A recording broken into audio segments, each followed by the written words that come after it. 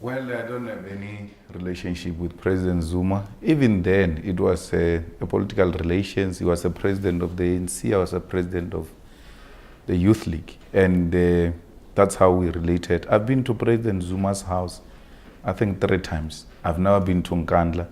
So if we've had such a cozy relationship, for sure I would have frequented all his wedding celebrations, the Christmas celebrations in Nkandla, like many other people have done so. I've never done that. And me and Mbalula actually had taken a conscious decision at the time that we shouldn't be seen to be going to Nkandla or President Zuma's houses so that he confuses us to be part of his children and not his colleagues and misunderstand our relationship to be that of a political relation and not a personal relations. I don't know if Mbalula went after me, but we had taken a decision that we shouldn't go to his house, even when we had that type of a good relationship with him politically. I personally thank the ancestors and God to have kept me up to this far to ensure that we correct that mistake we've made in history. And when we formed the EFF and when I went to Parliament, I said, well, we apologize for having given South Africa this dunderhead which can't think, and we're still alive. We're going to correct that mistake. We're going to ensure that he gets removed as the president of the country. And we've achieved that. We stick to our words, and we fought tooth and nail. We did everything else. We were beaten up in Parliament. People didn't want to listen to what we're saying until they themselves came to their senses and began to join the EFF's call that the president must step down. This is the second president that's been removed from office. In the future, the other generations are going to say, okay, we can remove a president after a month or so. How are we going to arrest the situation? We don't have to arrest it. We shouldn't. Why? President must be removed after a day. President must be removed after 3 days. The good thing with our constitution is that the president gets replaced without, spending money on elections or anything of that sort. Parliament just goes, and from amongst the elite, they elect one of their own and then continue business as usual. It must be easy to remove a president so that any other president who comes after President Mbeki and President Zuma should know that one mistake, I'm out of this office. So we must expect, high standards from a president. And the president must hold that office with the highest form of respect. And where he's got doubt, he must consult the country as to what is the necessary step to take in a situation like this. Going forward, what is the strategy? What would you like to see happening in Parliament? Now Parliament is biting. Everyone else who gets to be called by Parliament, they shiver. They start sweating because they know that they are going to be held accountable. We are happy. Today, Nomvula has messed up the water department, shifted to communication. Parliament says she must still come back to account for water mess. In the past, once you are shifted from your department, then it's gone. Then you will never be called again to come and account for the previous mess. Actually, they will say, no, there is a new minister there, the new minister must answer. In this case, Parliament says, no ways. It's not a departmental issue, it's an individual conduct which has led to this situation. She must be called back to account. ESCOM, all the SOEs are now being called to come and account.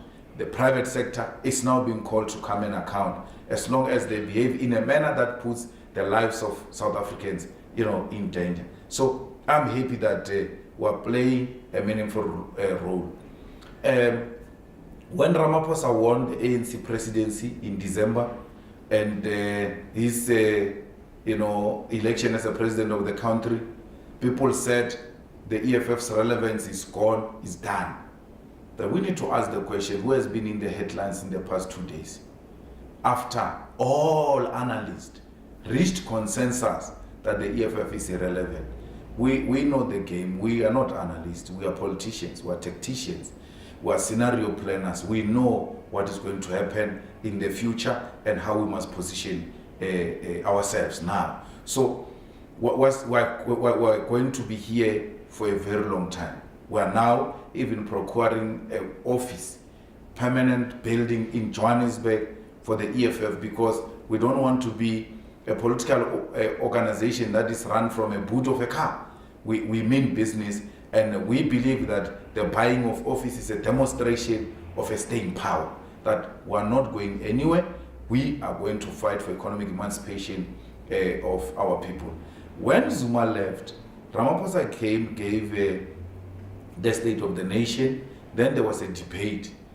That's where every South African said, we want to see what's going to happen now. Zuma is gone. These howlers are going to be irrelevant. The superstars of that debate is the EFF.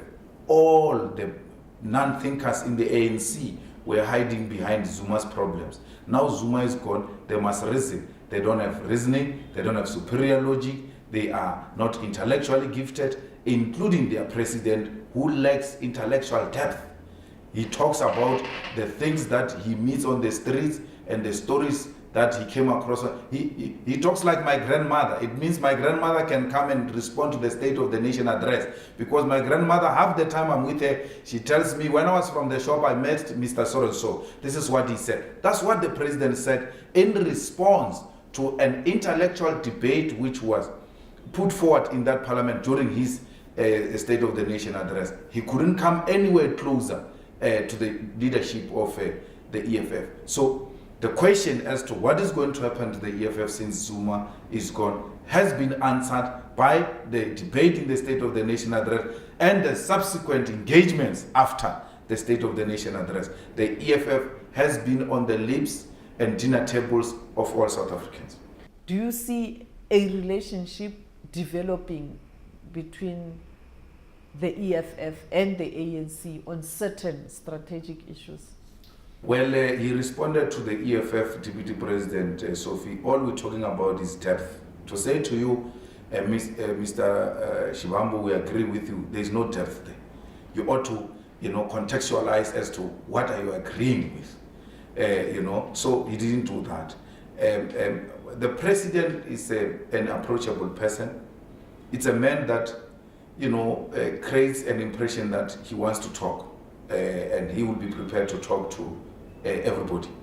And we welcome that type of an attitude, because you wouldn't get that from President Mbeki, you wouldn't get that from President Zuma. They were very far from the opposition in particular, and any other person who wanted to make a suggestion.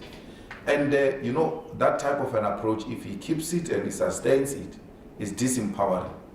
Because even if I'm not going to do what you are telling me to do, the fact that I listened to you, it neutralizes you and it makes you to soften your approach when it comes to me.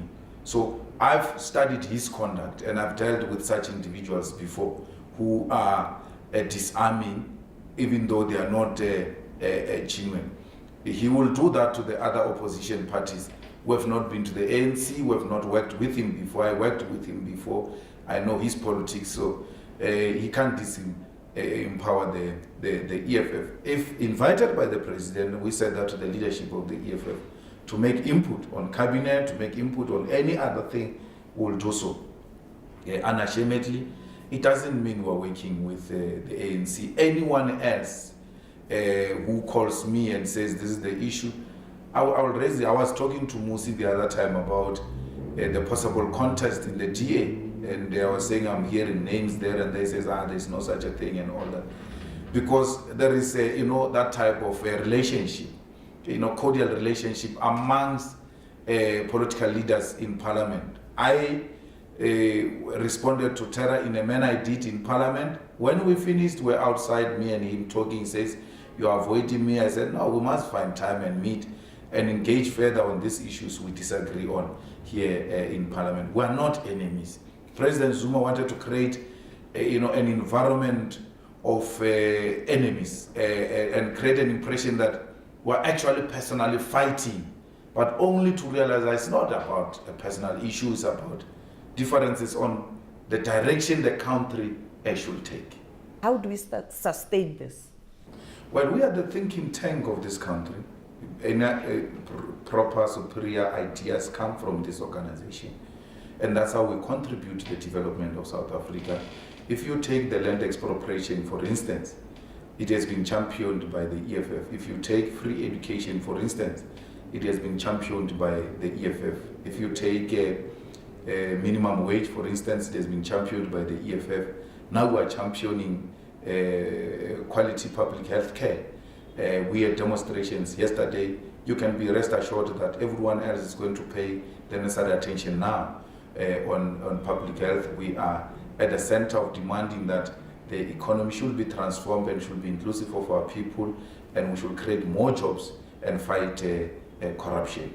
So we are not just redundant. We are leading through our ideas, through occupying the picket lines, through taking the shenanigans to court, and through engagement in parliament by ensuring that right things are done.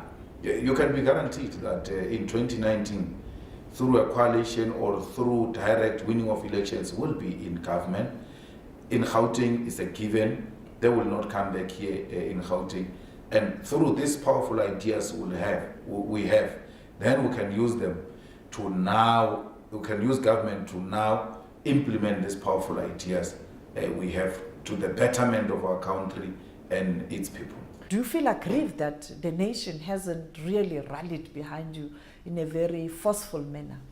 I'm very happy. The nation comes from a difficult past. They've got very bad experiences of opposition parties that mushroom and disappear. So they shouldn't trust any other organization, including the EFF, which is just a new born into politics of South Africa. So I fully understand the attitude of the South African electorate, and I celebrate it because now they want everyone else to earn their trust. You must earn it. And I'm happy that the EFF is gradually earning the trust of South Africans. Let's go to Metsimaholo, for instance. The EFF retains almost the numbers it got in 2016 local government elections, retains the same number of councillors it got in the previous election, but the turnout is low. So the turnout compared to 2016 is low. So what does it tell you? It tells you that the EFF, even though it maintained the numbers and the number of councillors, but percentage-wise, it has increased. Meaning, South Africans are beginning to trust the EFF. In all the by-elections, even when we don't win them, we have not lost a single vote. We get increase, and we've taken a decision to contest each and every by-election, including in the most difficult areas. Why? We use that as a practical research to test if that which Twitter is telling us, it is indeed a reflection of the feelings of the voters on the ground. And from where I'm sitting, we're doing very well. Research shows that the EFF is the only organization that is growing at an abnormal speed. So I'm happy with the confidence, the gradual confidence the South Africans are continuing to pass on the EFF. Many people have criticized your policies, saying that they don't create a conducive environment for investment. What's your reaction? Your policies are a disaster, according to people, some investors. They must go to China and see if those policies are a disaster, because our policies are almost the Chinese policies. And what is the biggest economy today in the world is China, even though Americans may want to be in denial. So every company that says it can invest in South Africa because of such policies, particularly the multinational companies, let's trace them and see if they've not invested in China. They did invest in China because the Chinese policies are clear. And that's what we want to do here in South Africa. We're not calling for a complete ban for private participation in South Africa. We're not calling for a banning of foreign direct investment. All we are saying is that it must be done through our own wishes as South Africans. Multinational companies should not come and impose themselves on us. So That's how it is. They are saying we shouldn't do these policies because it's more of a racist issue than any other thing. Because our policies are going to change ownership patterns in South Africa, and they are going to crush white privilege. And anything that threatens white privilege, whites will not support it. Whites will not call for investment in South Africa. They can afford to call for disinvestment in South Africa because they've got second homes. But we are not going to be scared to take decisions because of fear of the unknown by white people. For 24 years, we've said to them, transform. They refused. We're now pushing them. Look at how the land question is being dealt with in South Africa. It's dealt with through legislation, through parliament, through consensus. It's not dealt with through the carrying of machete and the occupying of farms and killing of people and the army coming in to forcefully remove people. So you first look at the similarities, and therefore there are no similarities. Actually, we're now beginning to get calls from white people who are saying, we agree, we must just be taken along, we need to get an assurance that we are not a target. So it is done through a democratic process, is done through a constitution. So those who are saying we are like Zimbabwe, they are alarmist. Even in Zimbabwe, if it was done properly, I don't think they would have experienced what they have experienced. The white people and investors had a problem with the beating, had a problem with the killings which were happening in the country. Otherwise, the whites were beginning to move back now, even under Mugabe, back into Zimbabwe. Mnangagwa, when he came in, he sent a mixed message. Now he's back to his senses. He says, no, there's no one who's going to get any compensation, white people, compensation for the land here. They must come back. We need to talk on how we reallocate them some portions of land. That's the right thing to do. Whites will not leave South Africa. The banks are concerned. Well, the banks must participate. The banks must tell us what should we do as a country to transfer the land back into the hands of the people. I don't think we'll be willing to collapse the banks. But how are you going to engage the banks to address their concerns? No, we are now in a constitutional review process. The banks must come and make their submission. And I'm saying to you, their concern, the banks, is the bond. Their criminal syndicate, which is called bonds. Let them come and talk to us. And then they must tell us. We will be willing to listen to the banks. And the banks must be willing to say to us, and which is what we listen to as the EFF. Sophie's land is worth, or we gave her 12 million to buy the land. Remember, if they give you 12 million to buy the land, you're going to end up paying 34, 45 million. If you gave Sophie 12 million, let's talk about how you get your 12 million. Not the rest of other bond criminal syndicate. You offered her 12 million. Let's see how we can find each other with regard to the 12 million. So the banks must participate. There's nothing special about the banks. They ought to come to the constitutional review committee. There's going to be a huge consultations with business, with communities, with traditional leaders on how the land question should be dealt with going forward. The EFF principle is very clear. It shouldn't be disastrous. It shouldn't collapse the economy. That should tell you that we're prepared to listen. It doesn't matter which other things we do. At the ultimate end, the land must be restored in the hands of the people. We shouldn't say that the land can't be restored into the hands of the people because the bondage system is going to collapse the bank. No, that will not agree with. So when you take the land back, do you give it to individuals or you give it to the state? We give it to the state. This time around, why are you hopeful that the state will be able to manage this asset, the land, properly? It's a democratic state. The fact that people have trusted it, I don't have any reason to doubt it. The Freedom Charter said a democratic state must be the custodian of the interest of the people of South Africa. It must be based on the will of the people of South Africa. We might have examples of badly run state-owned enterprises, but we shouldn't create a situation of a hopelessness.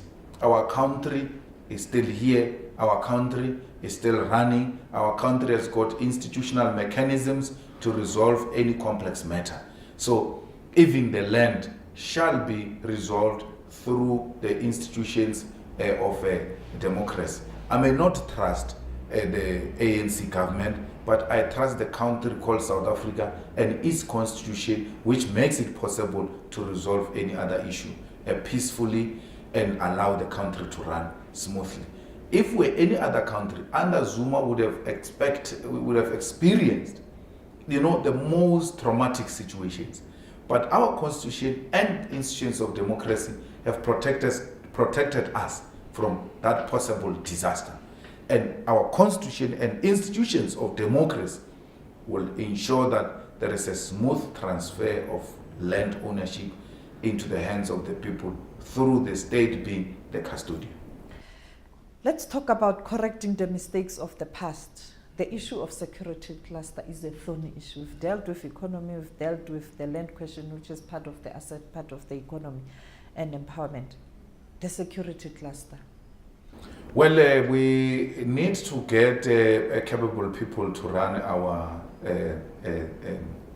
security cluster. In the police, we had it right with General Begikele as a commissioner. He had his own problems. But the man had his mind, his heart, his soul at the right place and wanted to do the right thing and transform the police and make sure that the police become, a functional institution. We have a problem in the army in that there are still a lot of white people who are holding into strategic positions of power in the army, and they are even stealing the assets of the army, and they are refusing to transform the army because that's where they are still benefiting the most. I think that Mama Ngabula, she's not doing a proper job in transforming that institution. I'd hoped that the president will change the Minister of Justice because Masuta seems to be not having a clear direction of what he wants to do, but also he doesn't enjoy the respect of the bench and of the entire legal fraternity. So we need to transform the bench, we need to transform the prosecuting authority, we need to transform the investigating units of the police so that we have a balanced security and justice cluster, because without that we are compromised. The intelligence in South Africa is extremely compromised. It was given to a clown. I'm not sure if Dipuo will handle it properly, but I think we must give a benefit of doubt and see how she will go about it. The intelligence is harboring a lot of criminals, especially the ex-convicts who are there, who are now serving as agents, who are milking a lot of money from intelligence services, peddling lies, and even engaged in criminal activities.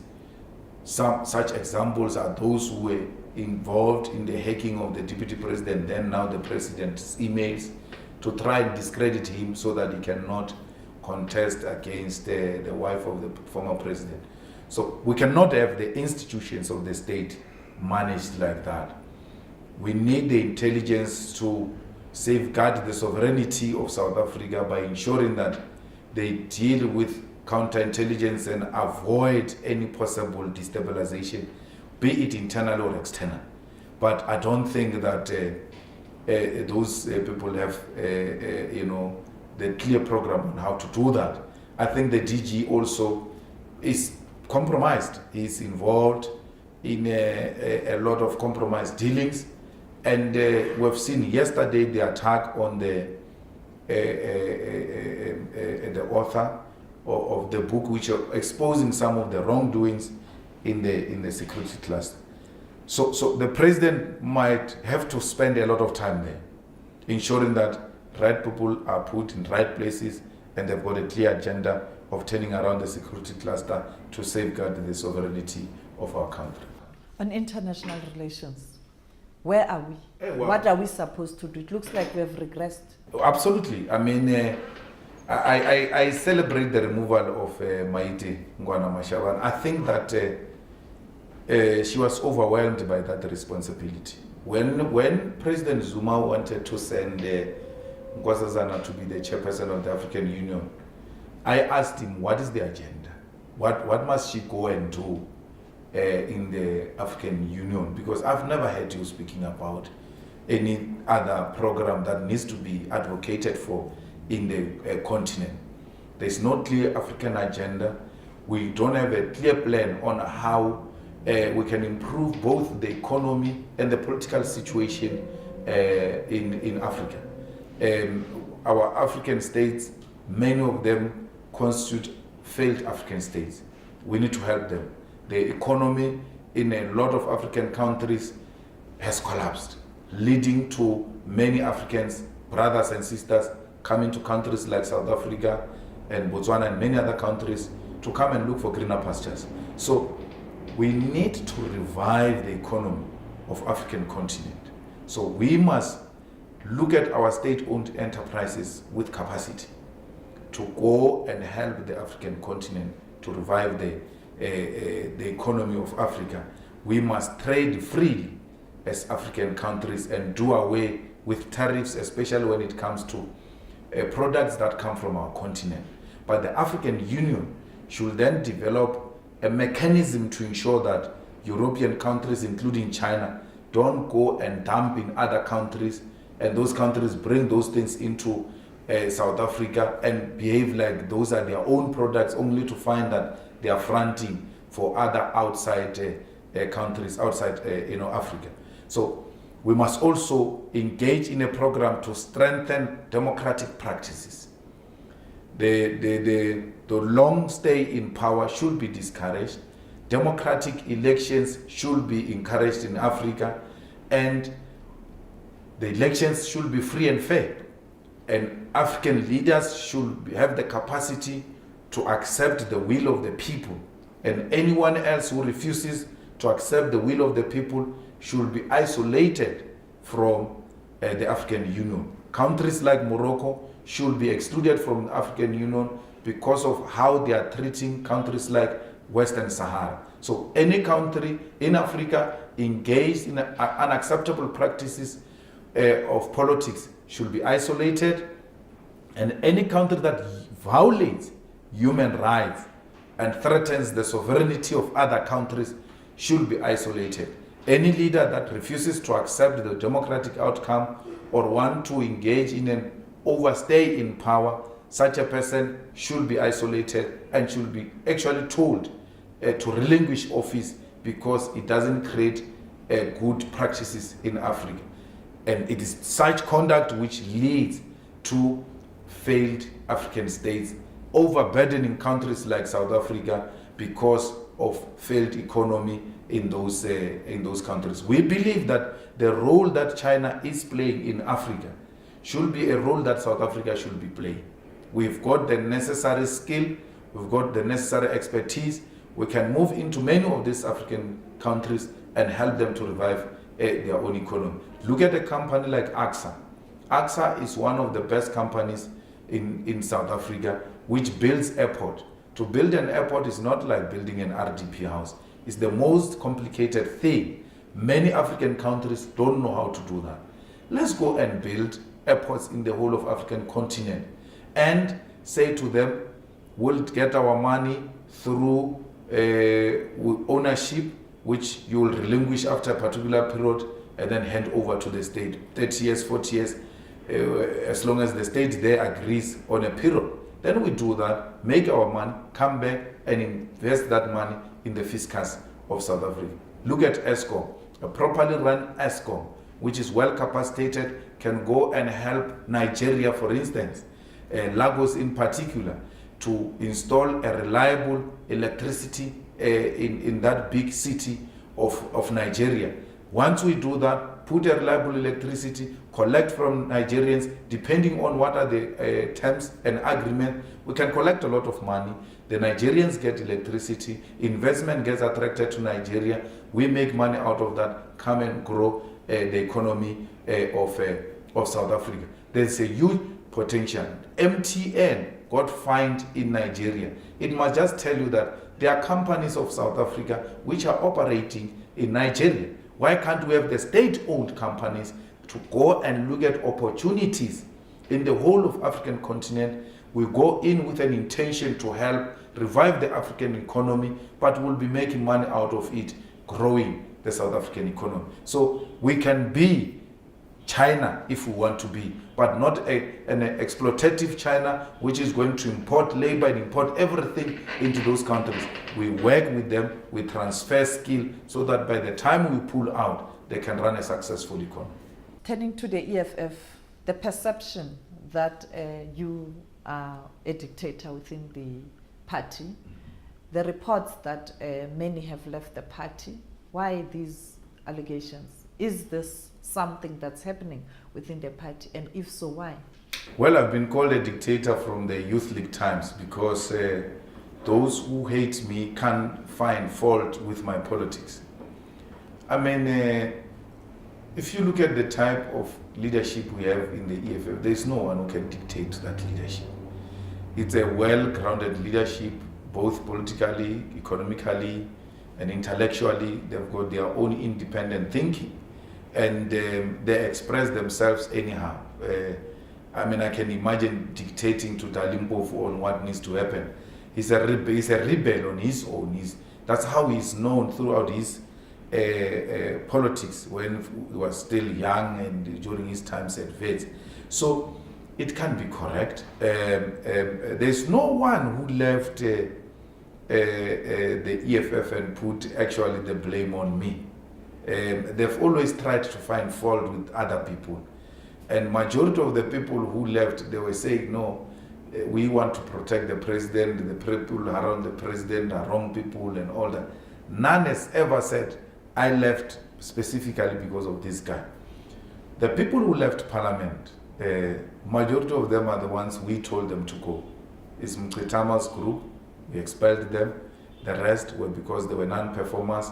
Otherwise, others got redeployed into the municipalities where we needed a proper skill. For instance, I remember one comrade was redeployed back to Rustenburg because we had an intention to take over that municipality. So we needed a proper skill there. None of the people left there as a protest. Go and talk to them. So how can it be a rebellion when they are told by us to leave? We just released 2 of them now because of non-performance and not bring result. We're not going to protect mediocrity in the EFF. You are rewarded according to your hard work, both in parliament and in the organization. All of us were given regions and provinces and branches to go and launch. You are judged based on that. If you don't perform, you are out. We're not here to nurse feelings. We're not here to protect laziness. We don't want to be an organization that replaces a tendency with the same tendency. The ANC's fault is, amongst others, laziness and corruption. So we can't be found, doing similar things if we want to be an alternative to the ANC. So there's no rebellion. Rebellion will mean half of the central command team of the EFF has resigned because they can't take it anymore. Half of the war council has resigned because they can't take it anymore. Half of parliament resigned because they can't take it anymore. By the way, percentage-wise, it is expected in a group of 25 people to say 25%. If you are saying 25% out of 260, like the ANC, it was going to be a call for concern. It can be a concern, especially if you were to put their list years off. We'll tell you how this one left, none of them left because they were protesting of leadership qualities or leadership style. They never left because of that. The leadership is the one that said to them, the door is open, or you are redeployed to this or that municipality. As Julius Malema said, a young Malema, COSAS, ANC Youth League, now the president of the party. Is there anything that you regret? Zuma was a regret. I mean, there we made a very terrible mistakes based on propaganda and lies. We were made to hate President Mbeki because we're told many other stories. The deputy president of the EFF actually reminds us that one day they were watching TV and then President Mbeki appeared on TV. The way they hated Mbeki with ordinary members of the Youth League. One member of the Youth League just stood up and said, "Nangu Satan, Nangu Satan," on TV, pointing at President Mbeki. And today when you sit and reflect on such things, you're like, why would you point President Mbeki and say it's Nangu Satan? What did he do to even qualify to be called Satan? So we were brainwashed like that. We're told lies that Zuma is a unifier, Zuma will strengthen the alliance, Zuma is the most accessible man, Zuma is an organic intellectual. If you don't know the definition of organic intellectual, just look at Zuma. The opposite is what Zuma is. And we actually realized that immediately after 2007, because if you remember my speech, you must go into the archives of SABC when I spoke at Rustenburg Stadium when we were launching the ANC Manifesto 2011, January 8. I said we have not elected a family to come and run our affairs here in the ANC and the country. I spoke about these Guptas and Zuma having surrendered the country in 2011, January 8. So we had actually realized it much earlier. And that's when we in the Youth League took a decision that we must approach him and tell him to resign, or rather not to stand in 2012 conference and give Kgalema that opportunity. But otherwise, the rest of the issues, political posture, political issues I advanced, are the same issues I've advanced when I was in COSAS. People want to tell us that we cannot talk about free education. We hijacked the story of the free education and all that. But the biggest march I organized here in Johannesburg, when I was a president of COSAS, it was demanding free education. All of these clowns were not there. So no one can tell me that, no, you are speaking about free education now because you see people talking about it. It is on record, it is on archives. The biggest march here in the city of Johannesburg by the students, the last one, was led by me demanding free education before it became fashionable now. So land, nationalization, all of those issues that I'm advocating for now are the same issues I've advocated for while I was in COSAS, while I was in the ANC. Corruption, we fought against it while we're in the ANC, because my 2011 speech was anti-corruption speech, that you cannot surrender the powers of the president to a family because of a corrupt relationship you have with the Gupta family. So otherwise, I'm content, I'm happy. I think I'm growing properly. No point of return or going back? Well, I think the ANC is going to have to rely on people like us outside for its direction, because it's directionless.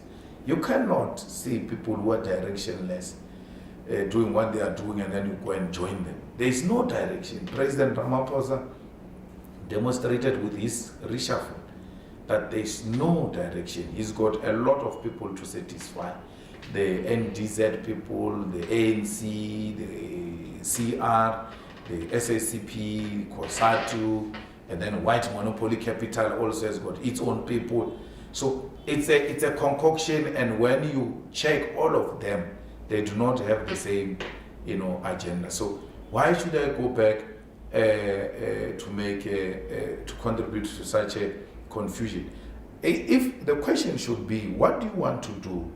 And whether what you want to do is not being done where you are. Because I think the same thing I will do in the ANC is what I'm doing now in the EFF.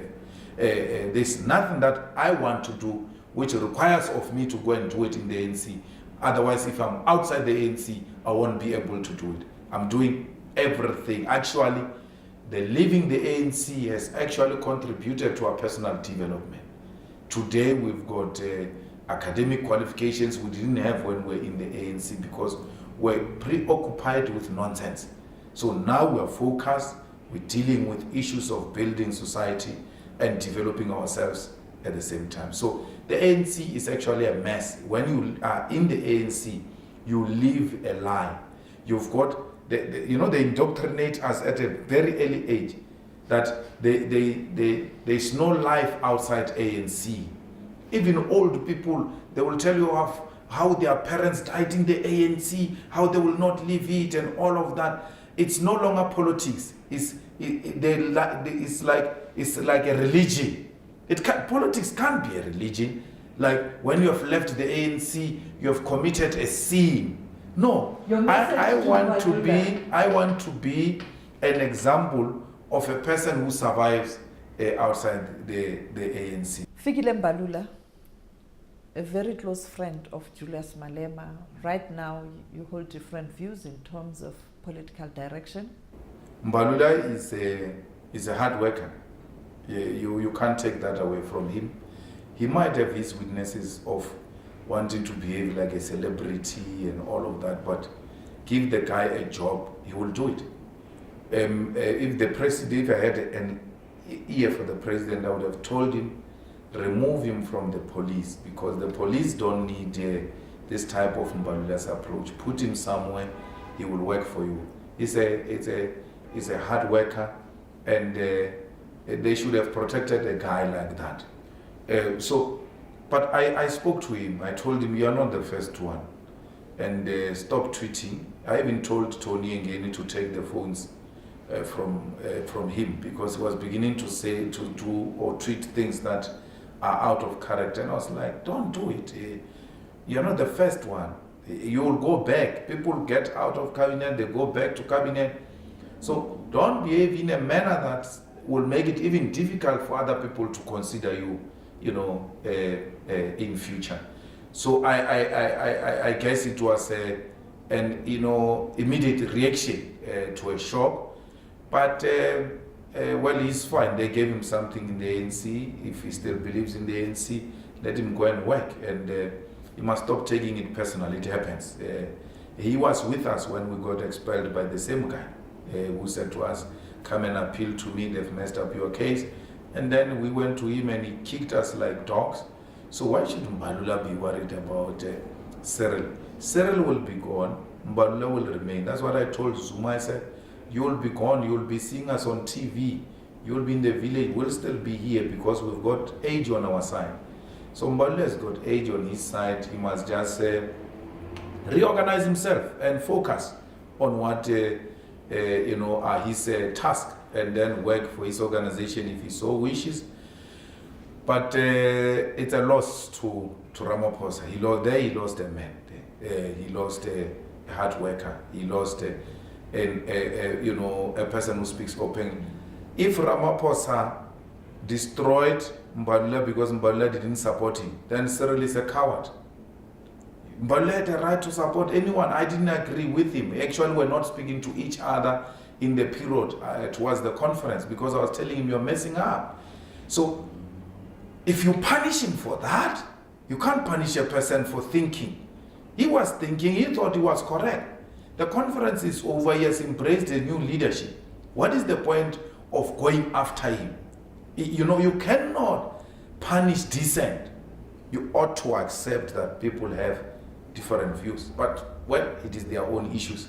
From a personal point of view, I think Mbalula will survive. He is part of the future. He must not worry about things that don't belong to him. His thing is waiting for him in the future. It depends on what he does now. If he self-destructs, he may not reach that destiny, but the destiny and the future ahead of him looks bright. He shouldn't worry.